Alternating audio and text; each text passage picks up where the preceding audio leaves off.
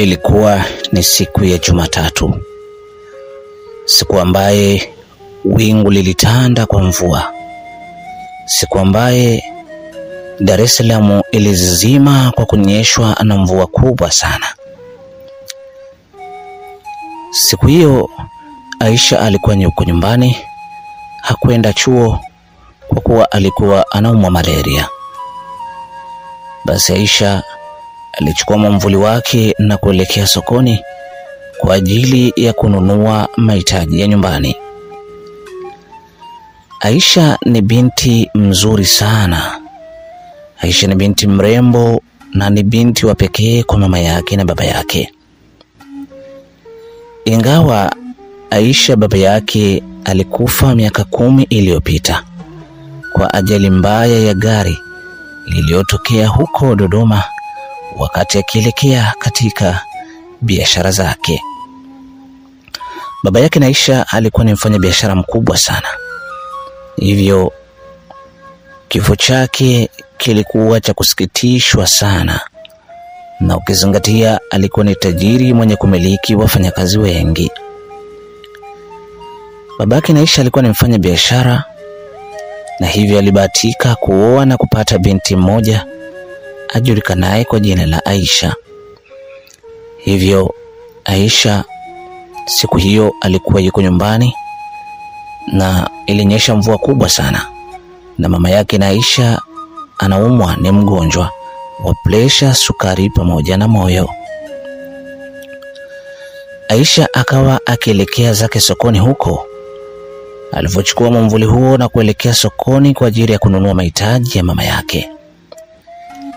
Wakati anakwenda, mvua ilikuwa ikinyesha kwa kiasi kikubwa sana kuliko kawaida. Hivyo Aisha, juu ya kuwa na mwamvuli, aliona ni bora aende akajibanze sehemu hivi kwenye kaduka kamoja hivi ambapo kalikuwa kanauza bidhaa ndogo ndogo. Aisha alipokwenda kujibanza pale, kwa bahati nzuri kulikuwa na mvulana mmoja, naye alikuwa akijikinga mvua, ajulikanaye kwa jina la Mustafa. Mustafa alistajabu sana kumuona binti mrembo amesogea katika kibanda kile naye kujikinga na mvua zaidi, licha ya kuwa ana mwamvuli. Mara tu Mustafa alipotupa macho mbele na kumuona binti huyo akija katika kibanda kile, Mustafa moyo wake ulikuwa ukimwenda mbio sana kwa kushtushwa na urembo na uzuri aliyokuwa nao binti Aisha. Hivyo Mustafa alijikuta ametamani kumuona binti huyo wakati wote. Basi alipofika pale, Aisha alisalimia na kujibanza na mvua ili mradi mvua ipungue alekeza sokoni. Mustafa alipokuwa na Aisha katika eneo lile, Mustafa alichanganyikiwa sana. Alijikuta ni hatari aliyokuwa nayo, kwani amesimama karibu na binti mmoja wa hatari sana, binti mwenye sifa zote za kuwa binti, binti mwenye kila kitu katika mwili wake, ambaye hana dosari hata kidogo, binti mwenye shepu, mwenye makalio ya kuvutia, mwenye kifua safi kabisa, mwenye macho kama goroli yakizunguka zunguka kama vile kinyonga. Basi Mustafa, kama ilivyo ada, alikuwa ni kijana anaishi maisha ya kawaida tu. Alimsalimia Aisha. Aisha akamuitikia vizuri, na baadaye Aisha akanyamaza kimya, akawa amechukua smartphone yake na kuanza kuchezea, huku akisubiria mvua ishe ili apate kwenda sokoni. Mustafa alipomuona Aisha na kuanza kumuongeresha, Aisha alijibu salamu tu, lakini vingine vyote alivyokuwa akiambiwa na Mustafa alinyamaza tu. Mustafa alianza kumuuliza, eti dada, unaitwa nani? Aisha alinyamaza kimya. Dada yangu, samahani, naomba nikufahamu, unaitwa nani na saizi mvua hivi? Unakwenda wapi dada yangu? Aisha alinyamaza na kuendelea kuchezea simu yake. Mustafa hakukata tamaa. Akaanza kumuuliza tena, dada yangu, usinione mimi kama muone, mimi nakuuliza kwa maana nzuri tu. Aisha akamgeukia na kumtazama Mustafa. Akamwambia, naam, niambie kaka yangu. Unajua mimi natoka nyumbani naelekea zangu sokoni kwenda kununua mahitaji. Ulikuwa unasemaje kaka? Mustafa akamwambia, kufahamiana ni jambo zuri, kwani nikikufahamu unaitwa nani itakuwa ni vyema zaidi. Aisha akamwambia, kwa jina mimi naitwa Aisha, sijui wewe mwenzangu. Mustafa akamwambia, mimi naitwa Mustafa. Mustafa akamuuliza Aisha, unaishi wapi? Aisha akamwambia, sikai mbali na eneo hili, nadhani utakuwa umefahamu. Mustafa akataka kujua zaidi Aisha anakaa wapi, lakini Aisha alinyamaza kimya na kumjibu maswali machache tu hayo ambayo Mustafa alitakiwa kuyajua. Baada ya hapo mvua ilipungua na Aisha akaelekea zake sokoni kwenda kununua mahitaji. Mustafa wakati Aisha anaondoka alichanganyikiwa sana, kwani alikuwa ni binti mwenye mvuto, mwenye muonekano wa ajabu sana. Basi Mustafa akatulia na kumtazama Aisha wakati anaondoka. Mustafa alipata faraja sana kuona mwendo wa Aisha anaotembea nao ni mwendo wenye mvuto sana. Katika mtaa huo Mustafa alikuwa kai mbali sana, hivyo alitoka na kuelekea nyumbani kwao. Aisha akaelekea zake sokoni na kwenda kununua bidhaa. Hivyo akanunua mboga kule sokoni. Alinunua michicha, mboga za majani pamoja na mahitaji mengine kama vile embe na kadhalika kwa ajili ya mama yake. Aisha alikuwa ni binti mwenye mvuto. Alipomaliza kununua mboga, Aisha alielekea upande ambapo wanauza kitoweo cha samaki. Hivyo alipokwenda hapo alinunua samaki na kuweka katika mfuko wake na kuanza kurejea nyumbani. Aisha alikuwa ni binti anayesoma chuo kikuu mwaka wa kwanza na akiishi na mama yake, na yeye alikuwa ni binti wa pekee kwa wazazi wake. Hivyo Aisha akawa anarudi taratibu kuelekea nyumbani kwa ajili ya kwenda kumwandalia mama yake. Aisha njiani alipata mitihani mingi sana. Kila mwanamume aliyekuwa akimuona alikuwa akimuita Aisha, lakini Aisha kwa kuwa alikuwa ni mwanamke mwenye misimamo, hivyo hakuweza kugeuka. Taratibu Aisha alielekea mpaka nyumbani kwao, na pale alimkuta mama yake ameketi huku akitazama TV. Aisha alifurahi sana na kufika pale kuanza kutoa mahitaji yale na kuanza kumwandalia mama yake chakula. Mama yake faraja yake kubwa ilikuwa ni kumuona Aisha anafanikiwa. Na kwa bahati nzuri Aisha amefanikiwa kwenda chuo kikuu kwa mwaka wa kwanza. Hivyo Aisha alikuwa hana shoga. Shoga yake ni mama yake. Na mama yake alikuwa vivyo hivyo hana shoga, na shoga yake alikuwa ni Aisha. Hivyo hawa walikuwa ni watu ambao wanapendana sana baina ya mama na bintiye. Basi alipomaliza kupika chakula kile, Aisha akamkaribisha mama yake wakaanza kula. Walipomaliza kula, Aisha akamwambia mama yake, naomba ruksa ili niende nikapitie masomo chumbani kwangu ili mradi kesho nipate kuelekea chuo. Mama yake akamwambia, hakuna shida binti yangu, endelea tu na masomo yako. Basi Aisha aliingia chumbani kwake na kuanza kupeluzi masomo yake kama ilivyo kawaida yake. Upande wa Mustafa kule alichanganyikiwa kwa siku hile. Wakati wote alijikuta akimwaza binti yule Aisha ambaye alikutana naye njiani. Hivyo Mustafa alijilaumu sana kwa kukosa hata kupewa namba ya simu na Aisha.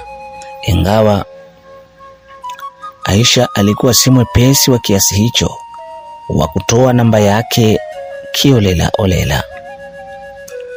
Mambo yalikuwa mazito kwa upande wa Mustafa, kwani alijikuta akiwa na mawazo ghafla tu na kumwaza binti yule, kwani katika maisha yake hajawahi kukutana na binti wa aina hiyo. Basi kesho yake ikafika, Mungu si Asumani. Aisha akaelekea zake stendi na kuelekea zake chuo kikuu kwa ajili ya masomo. Wakati anarudi, Aisha alipita njia ile ile aliyopita jana wakati akienda sokoni. Kwa bahati nzuri alimkuta Mustafa amesimama sehemu hivi. Mustafa akaanza kumwita kwa kujua kwamba kwa kuwa jana aliongea naye na leo ni bora amjaribu kwa mara nyingine. Mustafa alianza kumwita kwa jina la Oya. Oya we mdada. Oya we mdada. We mdada, geuka basi. Aisha hakugeuka hata kidogo. Mustafa alilisahau jina la binti yule, ingawa jana alimtambulisha. Basi Mustafa akawa anamfuata nyuma na kuanza kumwita, Oya we mdada. Oya we binti, naomba unisikilize basi. Aisha hakugeuka hata kidogo. Mustafa aliendelea kumwita, Oya we binti, hebu geuka basi. Aisha hakugeuka hata kidogo. Mustafa alikuwa na wakati mgumu kwa kweli. Aliona jina nimelisahau, nitamwitaje? Basi mara kidogo baada ya kumfuata nyuma kwa miguu kadhaa, ndipo kumbukumbu ikamjia katika kichwa chake na kuanza kumwita binti huyo jina lake, Aisha. Hivyo Aisha aliposikia jina lake linaitwa mara ya kwanza alishtushwa, lakini hakugeuka. Alikaa kwa mara ya pili, alisikia tena akiitwa Aisha na Mustafa hakugeuka. Lakini mara tatu aliona ni nani huyu anayenifahamu jina langu? Hivyo aligeuza shingo yake na kugeuka, na akamwona Mustafa ambaye aliyekutana naye jana pale katika kujikinga na mvua. Lakini Aisha, sura ya Mustafa haikuwa ngeni sana. Alimtazama na kumwambia, nikusaidie nini kaka yangu? Mustafa akamwambia, unanikumbuka jana tulikaa wote pale kusubiria mvua? Aisha alimwambia, hapana, sikukumbuki. Ulikuwa unasemaje kaka yangu? Yaani Aisha alikuwa haonyeshi dalili zozote za kumkumbuka Mustafa, kwani inaonekana hakumtilia manani katika kichwa chake. Mustafa kitendo kile kilimnyong'onyesha sana, kwa kuona Aisha hataki hata kumkumbuka, kana kwamba walikaa pamoja na kuvizia mvua. Hali ilikuwa nzito kiasi hicho kwa upande wa Mustafa. Mustafa akashangazwa sana na kumwona Aisha akimkataa na kusema amfahamu hata kidogo. Lakini Aisha aliendelea na safari yake. Mustafa akaanza kumwambia, dada, naomba unisikilize. Aisha akamwambia, kwa kipindi hiki kaka yangu nitashindwa kukusikiliza kwa sababu niko busy na nawahi zangu nyumbani. Basi Mustafa akaanza kumwomba Aisha hata namba ya simu. Aisha akamwambia, ni kweli, lakini namba yangu huwa sitoi kwa mtu nisiyekuwa na sababu naye kumpa. Mustafa kauli ile ilimnyong'onyesha sana na kuona sasa ni wakati mgumu sana kwangu. Basi Aisha akaendelea na safari yake na Mustafa akarudi. Binadamu husema sura sio roho. Mustafa alitokea kumpenda sana Aisha, lakini Aisha hakuonyesha respondi yoyote juu ya Mustafa. Basi siku ile ikapita, Mustafa akarudi nyumbani kwao. Lakini Mustafa muda wote alikuwa akimwaza Aisha kwa jinsi alivyo, maumbile yake yenye mvuto na sura yake yenye kuvutia, pamoja na macho yake yazungukayo kama mithili ya kinyonga. Mustafa akasema, ningejua kwake yule anapoishi ningekuwa napita kila siku, alimradi ni muone tu. Basi Aisha alifika zake nyumbani na kwenda kwa mama yake kumuhao mama yake, akamuhagi na kumsalimia mama yake. Na baada ya hapo Aisha akaingia zake ndani na kuanza kufanya shughuli zake kama ilivyo kawaida yake. Siku ya 3 ikafika. Aisha akatoka asubuhi na kuelekea zake chuo kama ilivyo kawaida yake. Lakini wakati anarudi chuoni, aliona ni vyema apite njia ile, kwani kwake ilikuwa ni rahisi sana kuliko njia nyingine yeyote. Basi Aisha akawa anarudi kuelekea nyumbani kwao akitoka chuoni. Mustafa kama ilivyo kawaida alikuwa anafanya shughuli maeneo ya njia hiyo hiyo. Alikuwa yupo katika kibanda cha Tigo Pesa.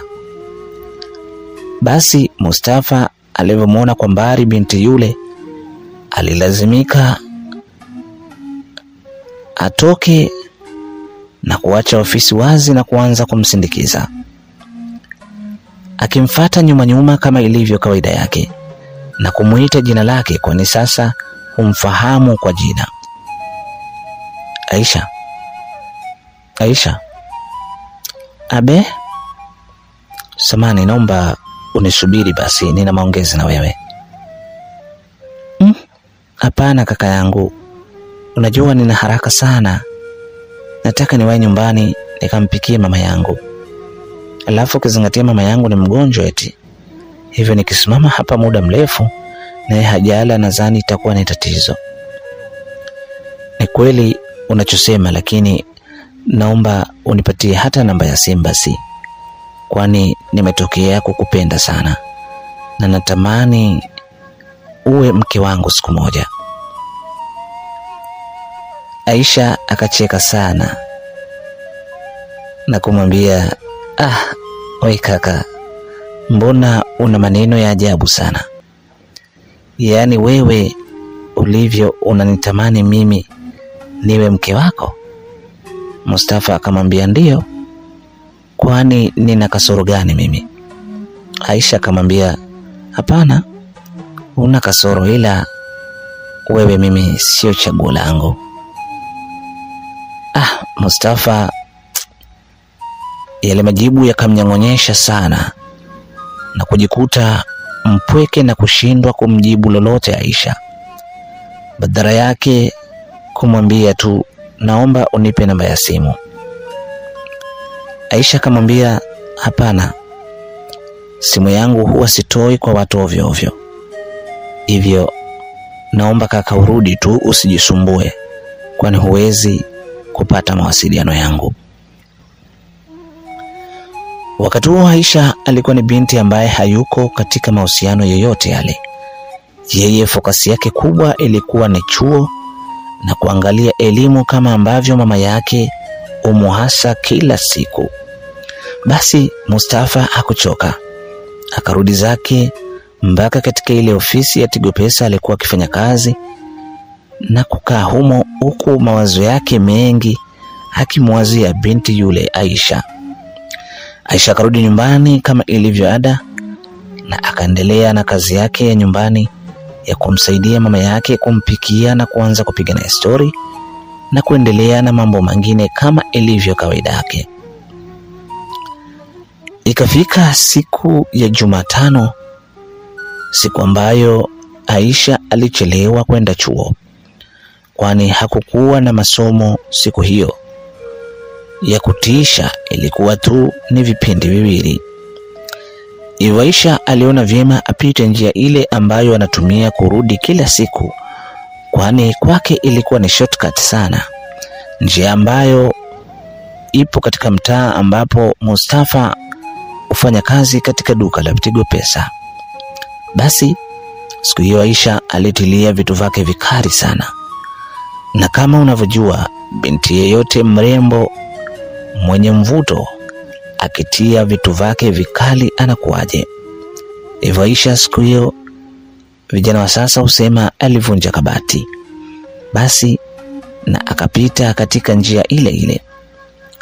Lakini Aisha hakufanya hayo kwa sababu tu ya kutaka kuvutia wanamume, la hasha. Aisha alikuwa ni kawaida yake kuvaa vizuri, kuwa binti mwenye kunukia manukato mazuri muda wote, na kuwa smart. Ndiyo maisha yake siku zote.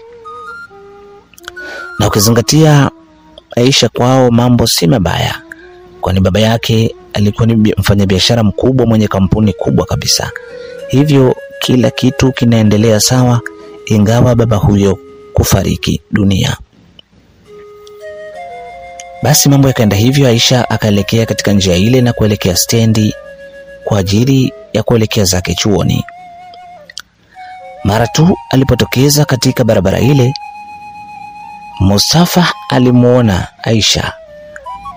Hivyo aliona nisikate tamaa, kwani sura sio roho.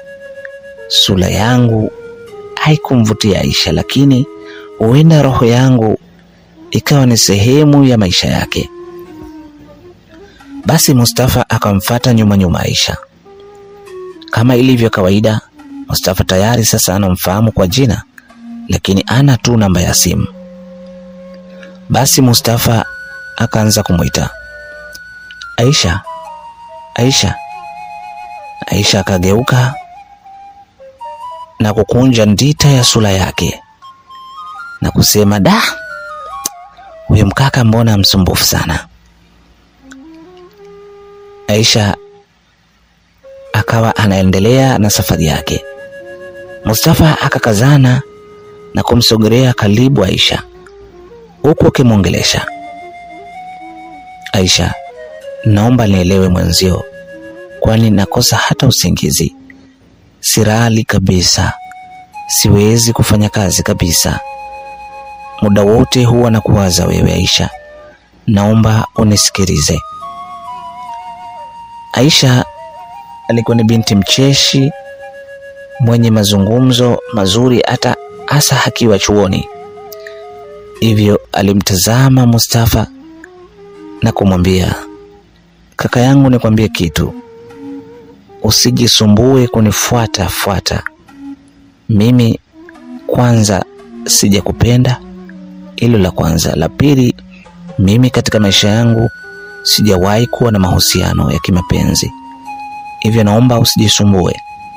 Target zangu ni nisome chuo, nimalize, then Mungu akinijalia mume, nipate mume aliye bora, lakini sio wewe. Mustafa alizidi kukatishwa tamaa kwa kweli. Kitendo ambacho Mustafa, majibu aliyopata kutoka kwa Aisha yalimchanganya na kumvuruga kichwa chake. Mustafa akamwambia, Aisha, nihurumie, mimi ni mwanadamu kama wewe. Kwa nini unanifanyia vitu kama hivyo? Aisha akamwambia, kaka, usinichanganye. Mimi nenda zangu chuo, usiniharibie siku yangu, kwani fikra zangu zipo kwenye elimu na si vinginevyo. Hali ile ya Mustafa ilimvuruga kwa kweli. Akamwambia, basi naomba tu nikusindikize mpaka stendi. Aisha akamwambia, twende, hakuna shida. Basi wakaelekea stendi kimya. Wakati Mustafa anaendelea kumwongelesha, Aisha alikuwa mjibu chochote. Alinyamaza tu mpaka kufika stendi. Na Mustafa alikuwa jasiri kwa kweli. Mpaka stendi akawa anaendelea kumuomba ampatie namba ya simu. Lakini Aisha aligoma kumpa namba yake ya simu. Na hivyo alimwambia, sitoweza kukupa namba ya simu kwani namba yangu ya simu ina watu wachache tu na sitoi namba yangu ovyo ovyo. Hayo ndiyo yalikuwa majibu ya Aisha kwa Mustafa, hali ambayo ilikuwa ikimvunja moyo Mustafa na kumkatisha tamaa kabisa juu ya upendo aliokuwa nao kwa Aisha. Basi Aisha alipopanda gari, Mustafa alirudi zake taratibu mpaka katika ile ofisi ambayo alikuwa akifanya kazi ya kufanya huduma za Tigo Pesa pamoja na kampuni zingine za simu. Kwa kweli Mustafa alizidi kuvurugwa na hakuwa na namna yoyote ile ya kufanya alimradi kutatua tatizo hilo. Basi mambo yalikwenda hivyo. Turudi katika upande wa mama yake na Aisha. Nilikuambia pale awali mama yake na Aisha alikuwa ni mgonjwa ambaye anaumwa presha, sukari pamoja na maradhi ya moyo. Hivyo mara nyingi alikuwa akitulia nyumbani na Aisha ndiyo alikuwa mtu wake wa karibu sana. Hali iliendelea hivyo na Aisha na mama yake Aisha alikuwa anampenda sana binti yake. Basi wakati huo Aisha yuko chuoni, mama yake na Aisha alikuwa anajisikia vibaya. Hivyo aliona achukue mfuko wake na kuanza kuelekea hospitali kwa miguu. Mama yake na Aisha ana mali nyingi sana alizoachiwa na mume wake, kwani ana magari, ana majumba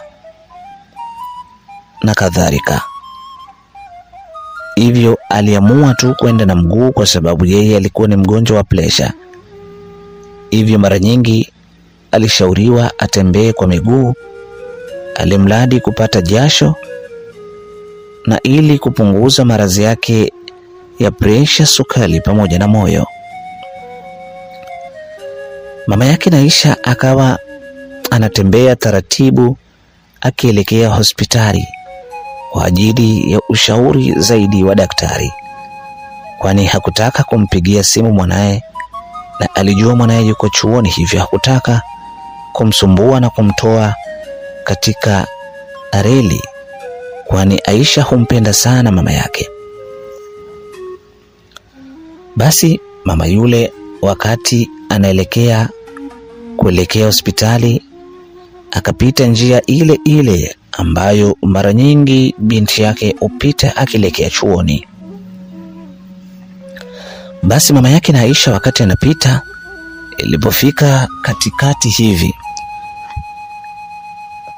aliona bora aende kwenye kibanda cha Tigo Pesa akatoe pesa kwa ajili ya matumizi mengine akiwepo njiani pamoja na hospitali. Basi kwa bahati nzuri akaenda katika kibanda ambacho Mustafa hufanya huduma za Tigo Pesa na mitandao mingine. Alifika mpaka pale na kumwomba atoe shilingi 250,000.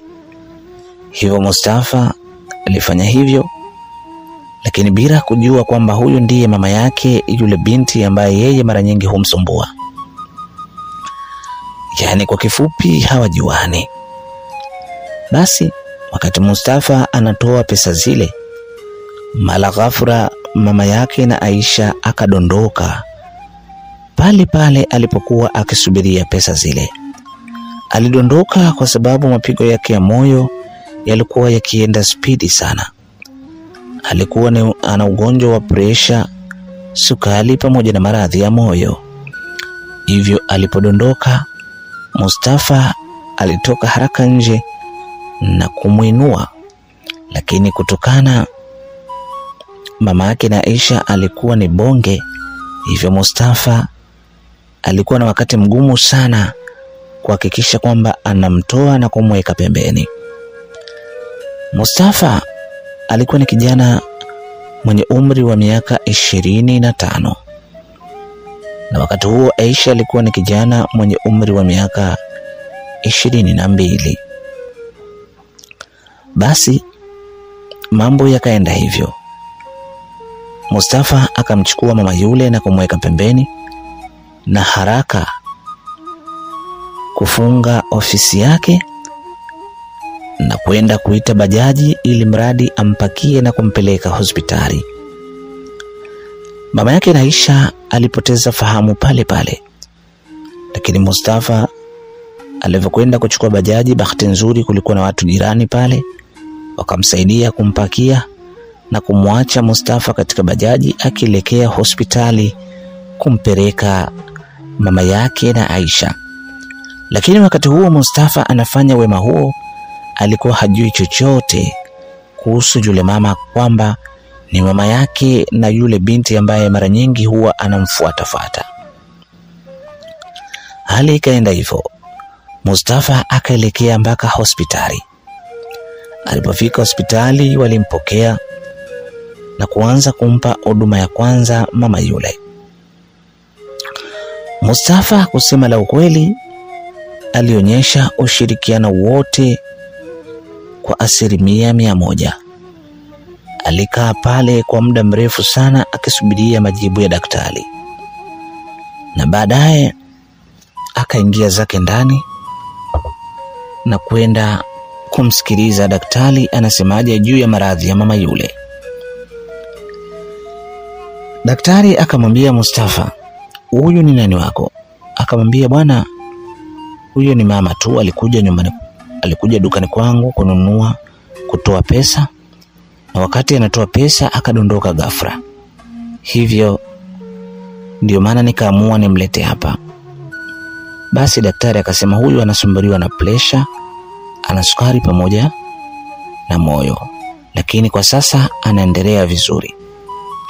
Daktari akamwambia Mustafa, sasa nikushauri jambo moja, chukua simu yake, tafuta namba yoyote ambayo unahisi ameandika mtoto wake ama mume wake ama mtu ambaye anamfahamu, umpigie umwambie kwamba ana tatizo hapa.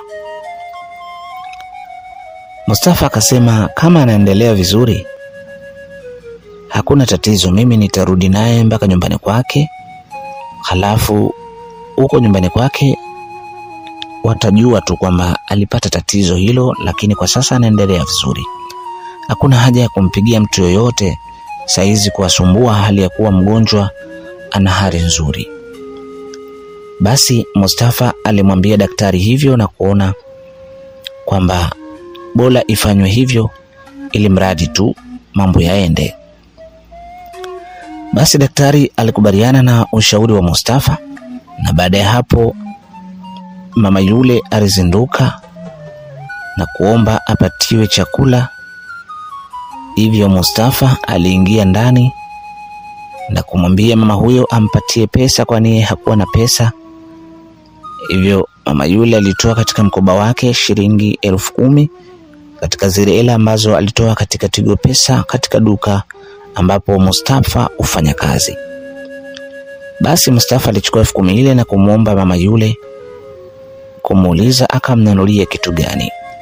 Basi mama yule alimpa maagizo aliyompa Mustafa, na Mustafa akaenda mpaka kule na kurudi na mahitaji ambayo mama yule aliyahitaji kwa siku hiyo. Akamletea matunda pamoja na vitu alivyomwagiza. Basi Mustafa alikaa katika wodi ile na kuanza kumforce mama yule ale taratibu. Alipomaliza kula, daktari akaja na kumuona mama yule na kumwambia sasa anahitaji aondoke tu, kwa sababu kwa sasa hana tatizo lolote na ana sababu ya kulazwa. Basi Mustafa akaenda akaita bajaji ikaja mpaka pale na kumpakia mama yule na kurudi naye mpaka nyumbani kwa mama yake na Aisha. Wakati huo Mustafa anafanya yote hayo, maskini ya Mungu ajui chochote kwamba huyu ni mama yake na Aisha. Basi akampeleka mpaka nyumbani. Alipofika pale, kwa bahati nzuri alimkuta gateman pale.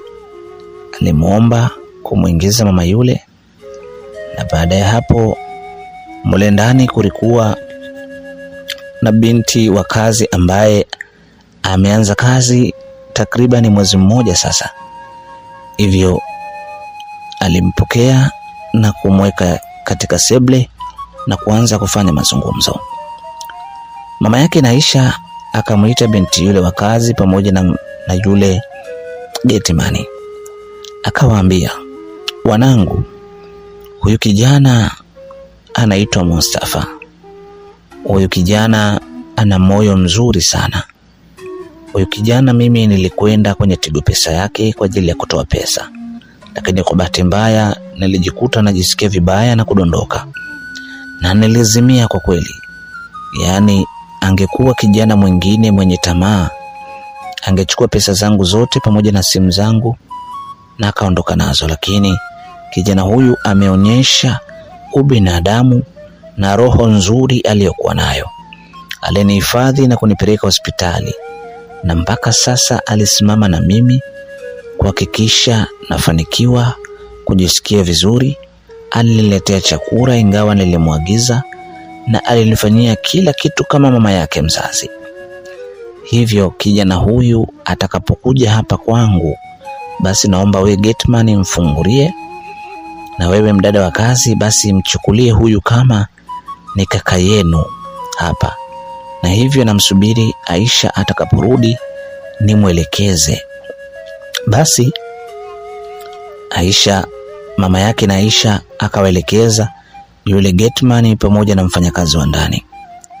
Kumbuka wakati huo Aisha yuko zake chuo ajarudi. Basi walipotoka pale, Mustafa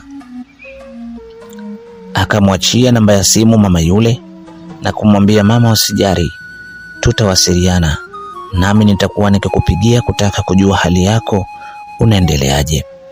Basi mama yule akasema nashukuru sana. Akatoa shilingi 50,000 na kutaka kumpa Mustafa.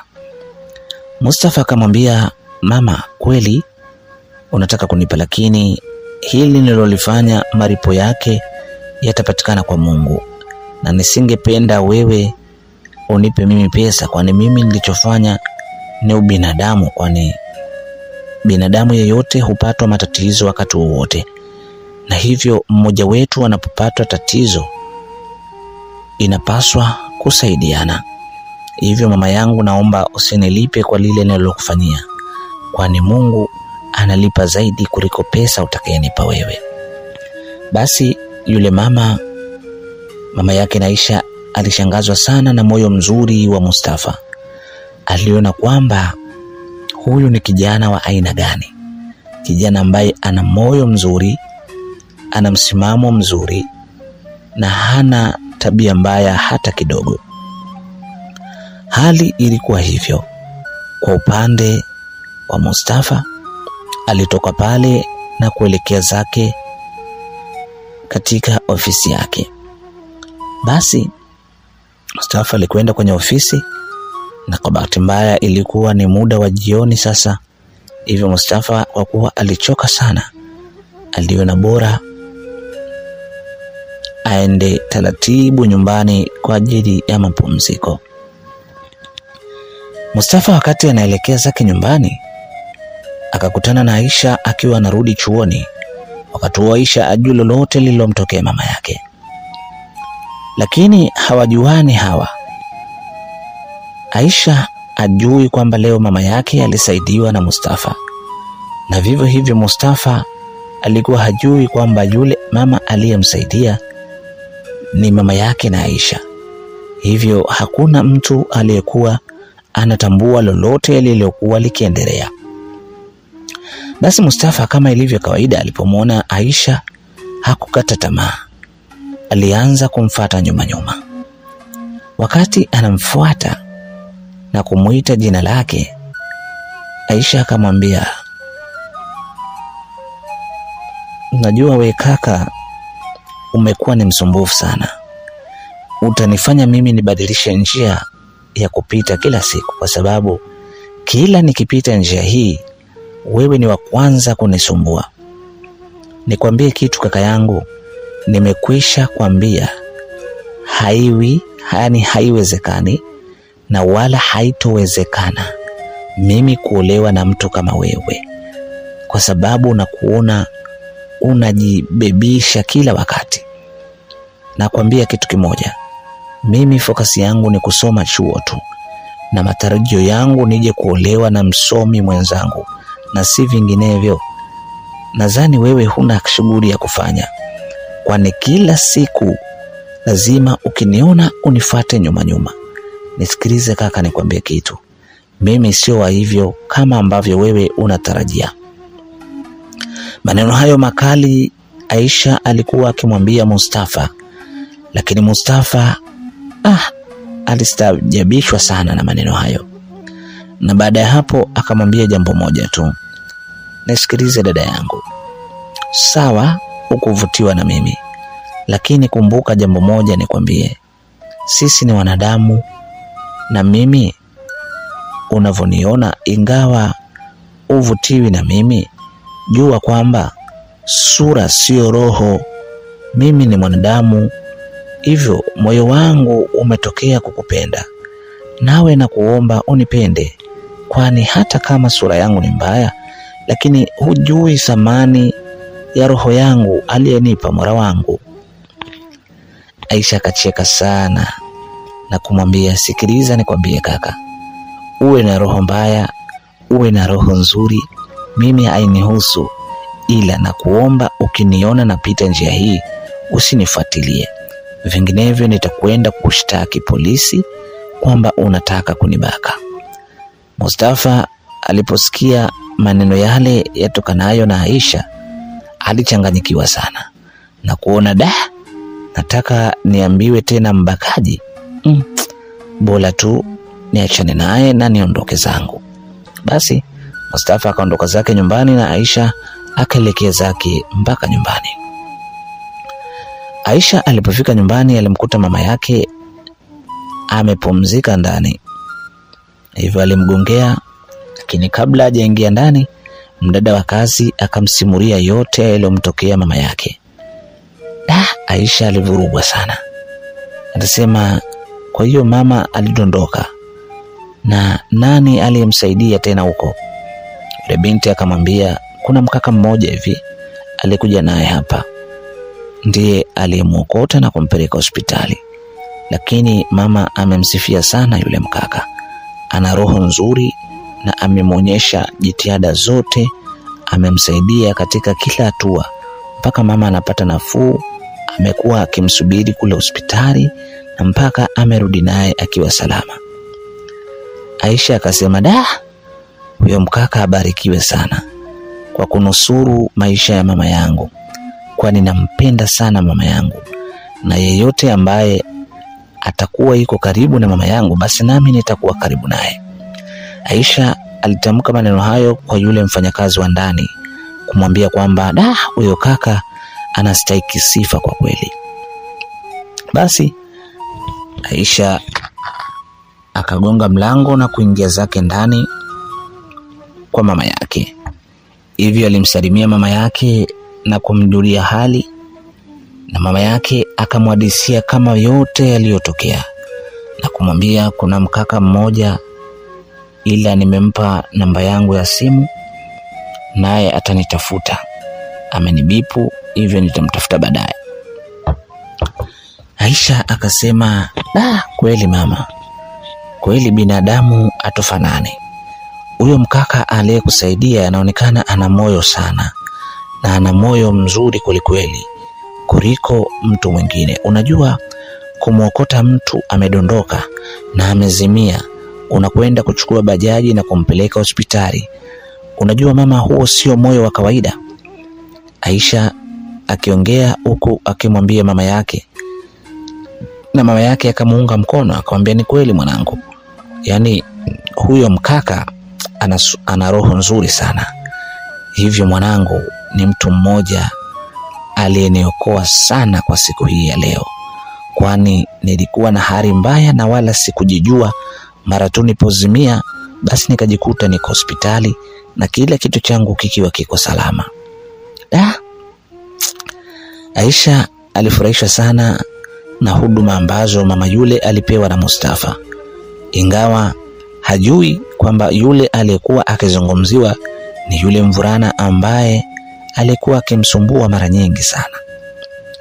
Basi Aisha akaendelea na mama yake na kufanya shughuli zote, na baada ya hapo akamwambia, sawa mama, basi pumzika, mimi ngoja niendelee na kuandika notisi zangu hapa za chuo, alafu tutaangalia tufanye nini baadaye. Basi Aisha akaendelea pale, na baada ya hapo akaenda kula. Alipokula Aisha akaenda zake kulala. Siku ile ikapita, asubuhi ikafika. Kama ilivyo ada, Aisha anatoka zake na kuelekea zake chuo. Aisha wakati yuko njiani anaelekea chuoni, kama kawaida Mustafa anaishi karibu na mtaa ule, na mara nyingi Mungu si asumani, Mustafa umkutanisha na Aisha. Basi Mustafa alipomwona Aisha moyo wake ulidunda sana, kwani majibu aliyopewa jana yalikuwa ni mazito sana kiasi kwamba ajui afanye nini. Kwa kweli hali ilikuwa ni ngumu kwa upande wa Mustafa. Moyo wake ulikuwa ukimpenda sana Aisha, lakini jitihada zake hazikuweza kufua dafu kwa Aisha, kwani Aisha hakuwa ni binti mwepesi kiasi hicho. Basi Mustafa akasema, potelea mbali, sitoacha kwenda, na leo ngoja nimfuate tena kwa mara nyingine. Basi Mustafa akaelekea mpaka alipokuwa Aisha. Alipofika pale akamwambia, Aisha, mambo vipi? Aisha akamwambia, safi tu, mzima wewe? Akamwambia, mimi niko poa. Akamwambia, nipe habari. Akamwambia, Aisha, nisikilize rafiki yangu, mimi usinione kama sina akili vile. Kila siku nikikuona na kufuata. Unajua nikwambie kitu? Aisha akamwambia, niambie. Akamwambia, najua Aisha, mimi nimetokea kukupenda sana, na moyo wangu hauwezi kuvumilia mara tu nikuona hapo.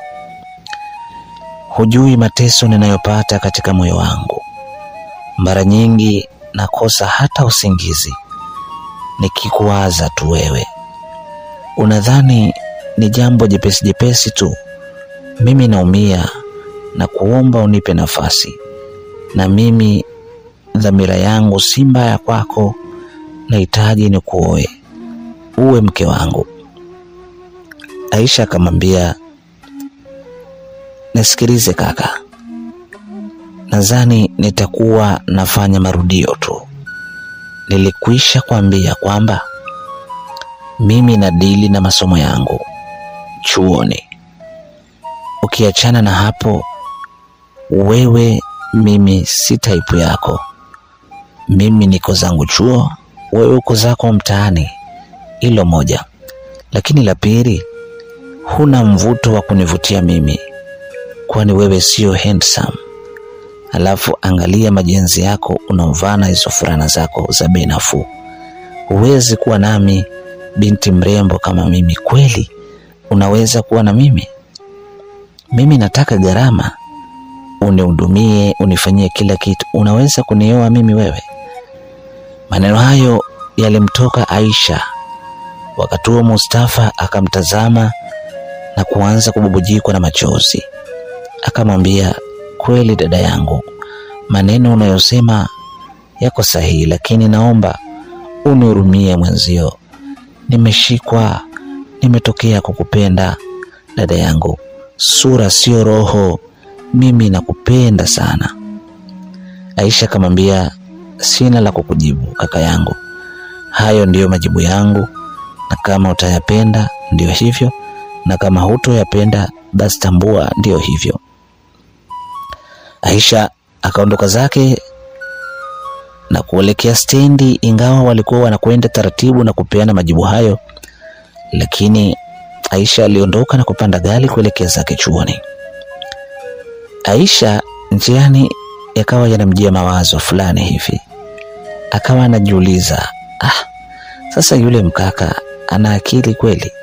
Yaani anabubujikwa na machozi barabarani kwa sababu ya kunipenda mimi kimapenzi. Mbona wanamume wengine wanakuwa kama hawana akili hivi? Anijui, simjui, mapenzi tu ya kuniona anabubujikwa na machozi. Kweli duniani kuna watu na viatu. Mimi nadhani kile ni kiatu, na si kiatu cha bei, ni kiatu kama kanda mbili za kuendea chooni. Hayo ni maneno alikuwa akiyawaza Aisha kumwaza Mustafa juu ya upendo wake kwake. Basi Aisha akaelekea zake chuoni na masomo yake. Huku mama yake Aisha akachukua simu yake na kumpigia Mustafa ili mradi aje achukue na bajaji waelekee hospitali. Basi akampigia simu.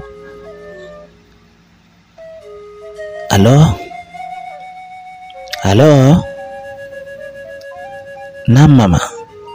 Habari yako mama? Nzuri mwanangu.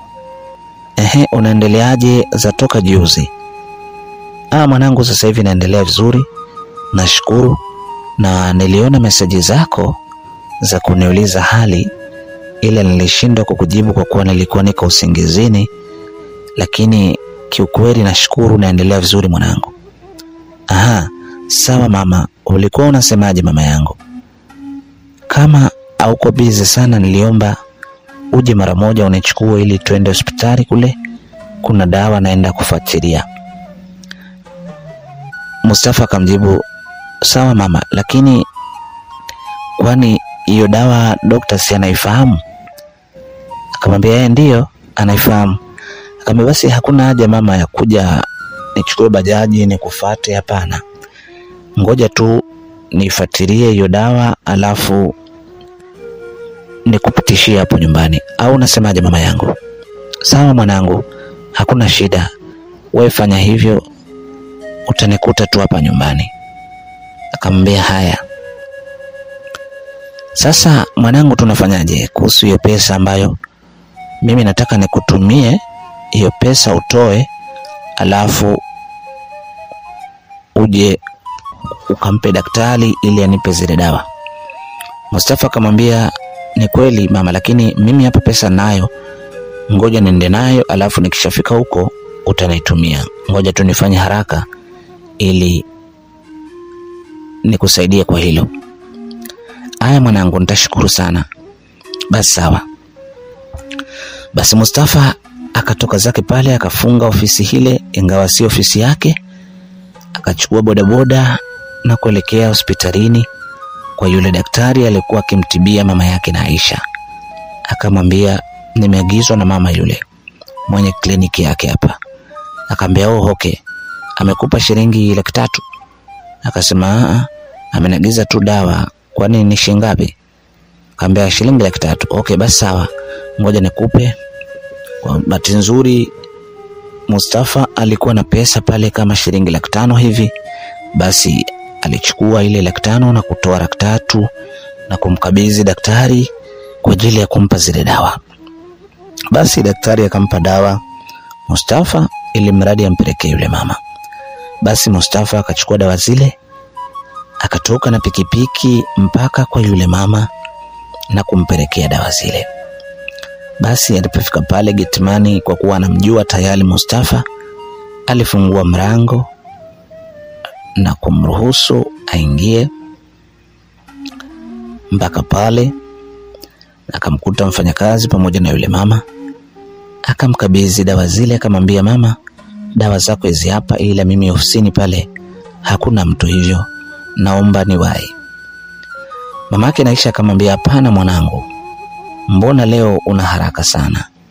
Usiwe na haraka, ingawa unawahi ofisini, ungepata basi hata chakula. Mustafa akamwambia, hapana, siwezi kula mama yangu, kwa sababu ile ofisi mimi sio yangu, ni ofisi ya watu, hivyo naomba tu mama yangu niende mara moja, ila nitakupigia simu baadaye tuwasiliane unaendeleaje mama yangu. Basi mama yake Aisha akamwambia, nashukuru sana Mustafa, basi Mungu akubariki, chukua basi hii 100,000 na wewe ukatumie. Akamwambia, hapana mama, sifanyi hivi kwa ajili ya kupata pesa, mimi nafanya hivi kwa ajili ya kulipwa na Mungu. Naomba usinilipe wewe, ukinilipa wewe Mungu hatonipa kitu. Akamwambia, kweli mwanangu una roho nzuri sana wewe, yani una roho ya ajabu na una roho ya peke yako, yani sina la kusema, ila Mungu atakulipa na nitakufanyia jambo ambalo hutosahau katika maisha yako. Akamwambia, sawa, usijali mama.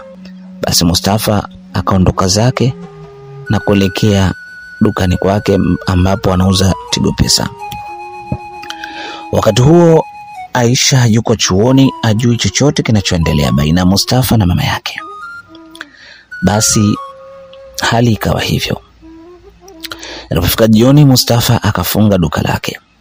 Alipofunga duka, akaelekea nyumbani kwake katika chumba ambacho amepanga, kwani Mustafa hakupanga mbali sana na ofisi anayefanyia kazi.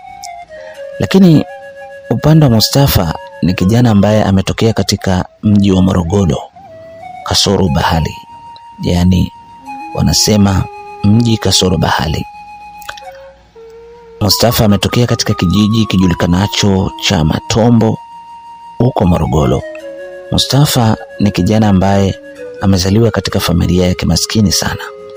Mama yake na baba yake ni wakulima wa kawaida sana, ambao wanaishi maisha ya kawaida sana, yani pangu pakavu tia mchuzi. Hawana maisha ya hivyo kabisa. Maisha yao ni wakulima na uuza matunda na hula kwa kutumia nguvu za mikono yao. Hivyo Mustafa alikuja Dar es Salaam kwa ajili ya kupambana maisha, na hivyo alipata kazi sehemu kwa bosi mmoja kwa ajili ya kuuza vocha pamoja na huduma zingine za kifedha za Tigo Pesa na kadhalika.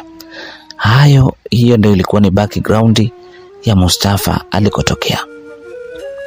Basi ilipofika jioni, Mustafa akachukua simu na kuanza kumpigia yule mama ajue anaendeleaje.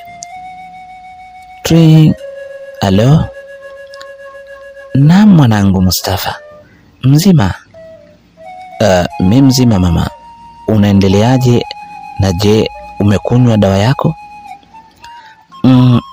Ndiyo mwanangu, nimekunywa dawa yangu na sasa najisikia niko vizuri tu, sina tatizo lolote mwanangu. Je, wewe unaendeleaje huko nyumbani? Mimi naendelea vizuri mama, namshukuru Mungu. Sawa. Mkwe wangu naye anaendeleaje? Mama, mimi bado sijaoa, ingawa kwa sasa nina miaka 25, lakini bado sijaoa. Si unajua tena mama yangu maisha yalivyo, bado napambana. Sawa kweli Mustafa, lakini nikuulize jambo, samahani kidogo mwanangu. Hamna shida mama, niulize. Kwa hiyo wewe umesema haujaoa bado? Ndiyo mama, mimi bado sijaoa. Unasubiri nini sasa Mustafa? Miaka 25 ama bado hujapata mwenza? Akamwambia, mama, ni historia ndefu sana. Mimi kusema kweli sina mahusiano yoyote, na katika maisha yangu nilikuwaga na msichana zamani sana kipindi niko Morogoro, lakini kwa bahati mbaya alifariki, alichukuliwa na mafuriko wakati tunarudi shambani. Hivyo kuanzia hapo sikuwa na mahusiano yoyote mpaka nakuja Dar es Salaam. Sawa, nimekuelewa. Kwa hiyo haujaoa na una mke? Sijaoa kabisa na hata mahusiano sina. Akamwambia haya basi ufanye mwanangu, sasa utafute ili tupate mkwe, ama ulikuwa unasemaje? Ni kweli mama, lakini mama yangu wewe acha tu, wanawake wa Dar es Salaam ni wazito sana. Kwa nini mwanangu unasema hivyo? Ama unajua kuna binti mmoja na muonaga anapitaga hapa, ni binti mtulivu sana, anaonekana na tabia nzuri sana, lakini kila nikifanya jitihada zangu za kutaka kuzungumza naye, majibu anayonipa ni mazito mama yangu. Anakupa majibu gani? Anasema sifanani kuwa na yeye, anitaki, sina mvuto, navaa nguo za kimaskini. Huyo ajui maisha yakoje. Kweli mama, ndo hivyo, lakini tumwachie tu Mungu. Naomba Mungu anijalie huyo binti anikubalie, kwani ndio chaguo la moyo wangu. Sawa mwanangu, nimekusikia Mustafa, lakini mimi naendelea tu vizuri, naomba tuendelee kuwasiliana mwanangu. Hakuna shida mama. Basi hayo ndio yalikuwa mazungumzo baina ya mama Aisha pamoja na Mustafa. Mustafa alitoa ya moyoni kumuelezea mama huyo bila ya woga wowote, lakini mama huyo alikuwa ajui kwamba binti ambaye anamsumbua Mustafa ni yule binti yake Aisha. Alikuwa ajui lolote linaloendelea. Hivyo walikuwa wanazungumza tu kama mtu na mwanae, lakini madukuduku aliyotoa Mustafa yote mama Aisha afahamu lolote, na Aisha bado ajui chochote kwamba aliyekuwa amemsaidia mama yake ni Mustafa. Kwa kweli hali ni nzito kiasi hicho. Basi mambo yakaenda hivyo. Siku moja, ilikuwa ni siku ya Jumapili, mama yake na Aisha alimwagiza mfanyakazi apike chakula kizuri sana. Na siku hiyo mama yake na Aisha alimpigia simu Mustafa kumwambia kwamba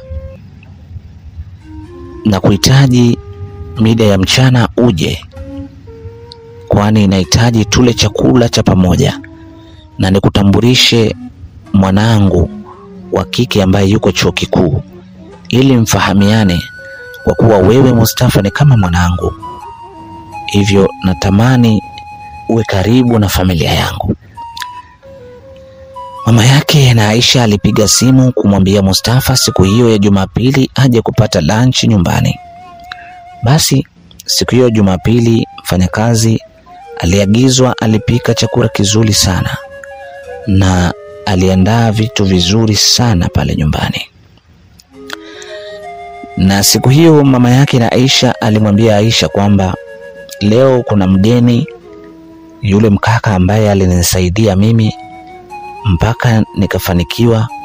Nilipodondoka alinipeleka hospitali na nikimtuma huenda kama mwanangu, hivyo nimetokea kumpenda sana.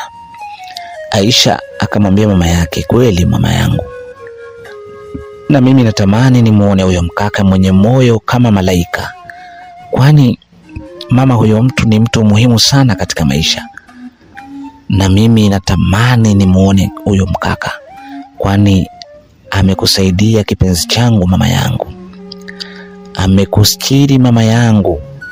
Basi natamani nimuone huyo mkaka, nami nitafanya kila njia katika maisha yangu nikiwa na kipato na nikiendelea kuishi, basi naye nimsapoti kama ambavyo amekusapoti wewe. Wakati huo Aisha anazungumza maneno haya kumwambia mama yake, hajui kwamba mkaka mwenyewe ni yule Mustafa ambaye mara nyingi humsumbua. Basi muda ikafika mida ya mchana, ndipo mama Aisha akachukua simu na kumpigia Mustafa achukue pikipiki ili aje nyumbani pale.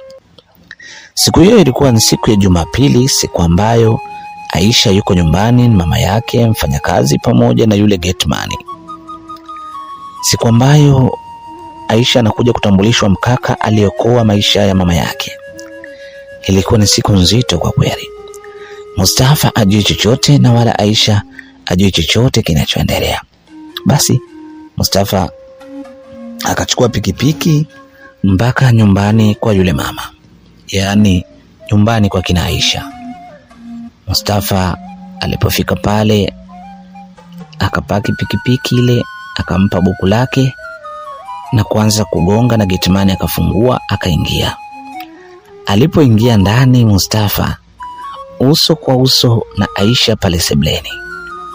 Aisha alishika mdomo wake akasema, Mungu wangu, huyu ndiye mkaka aliyemsaidia mama. Kimoyomoyo Aisha anaongea, anasema, ama kweli sura sio roho.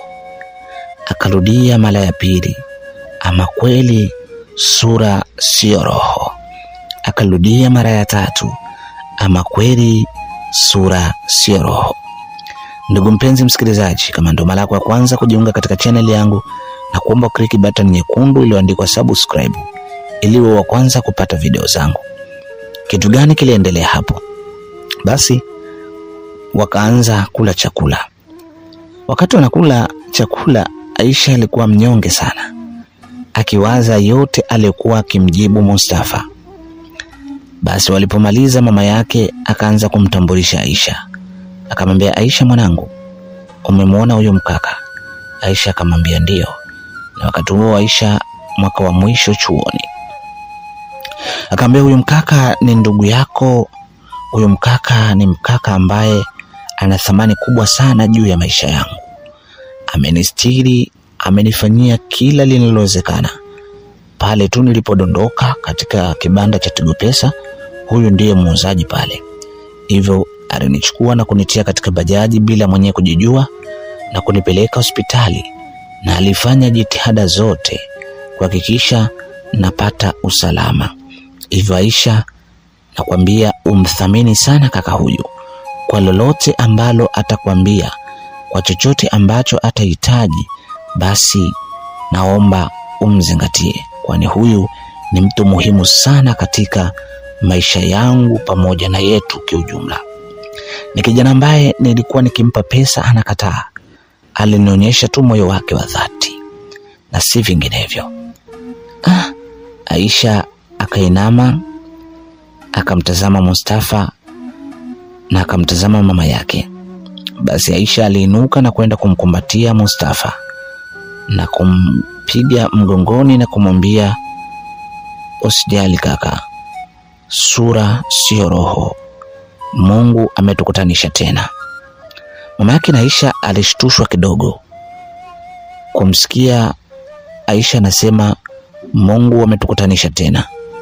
Hivyo alitaka kujua kitu gani anamaanisha. Kamwambia, Mungu ametukutanisha tena. Maneno hayo yalikuwa yenye kumshangaza sana mama yake na Aisha.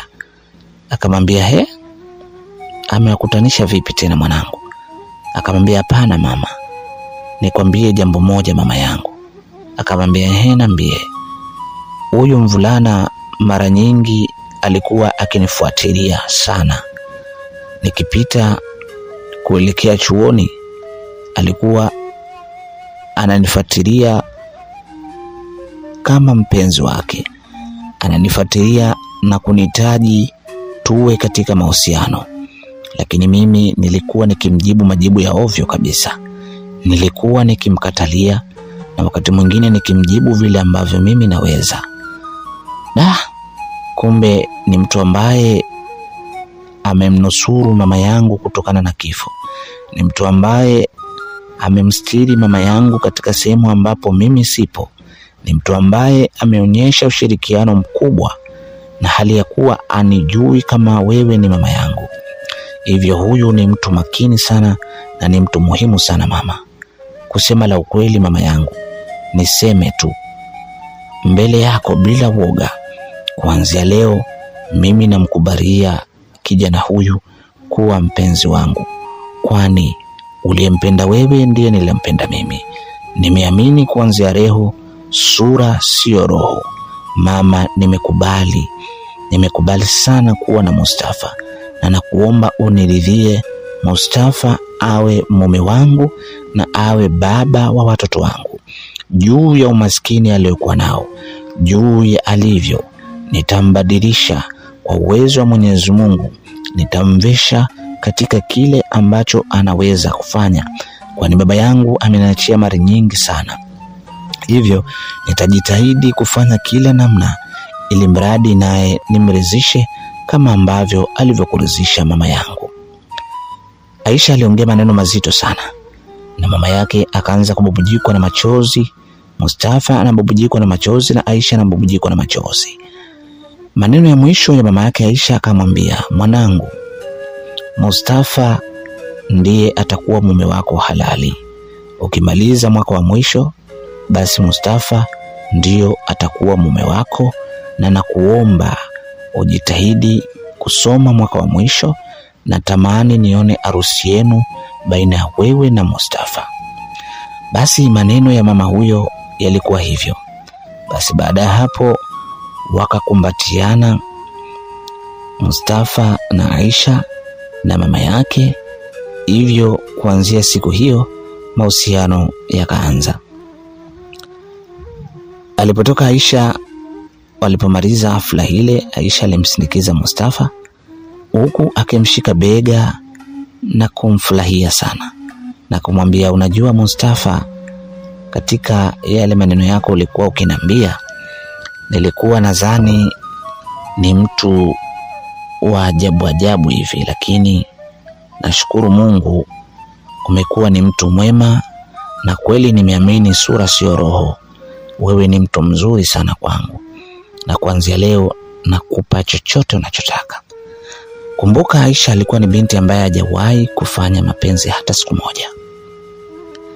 Basi baada ya hapo wakawa wapenzi, lakini bado hawajaanza kuingiliana katika mapenzi. Kitu gani kitafata baada ya mama yake Aisha kumkubalia Aisha awe na mahusiano na Mustafa? Usisahau kuangalia sehemu ya pili ya stori hii ya Mustafa, Aisha pamoja na mama yake Aisha. Usisahau kusubscribe, kulike na kudondosha comment yako. Usisahau kuangalia sehemu ya pili, kitu gani kiliendelea baada ya kuanza mahusiano baina ya Aisha na Mustafa, ambayo mama yao aliyabariki, lakini walikuwa bado hawajaanza kukutana kimwili. Usikose kufuatilia sehemu ya pili ya simulizi hii. Asante kwa kunisikiliza. Mtunzi wa simulizi hii ni mimi, Mr. Mengi aka Kisiki. Sura sio roho.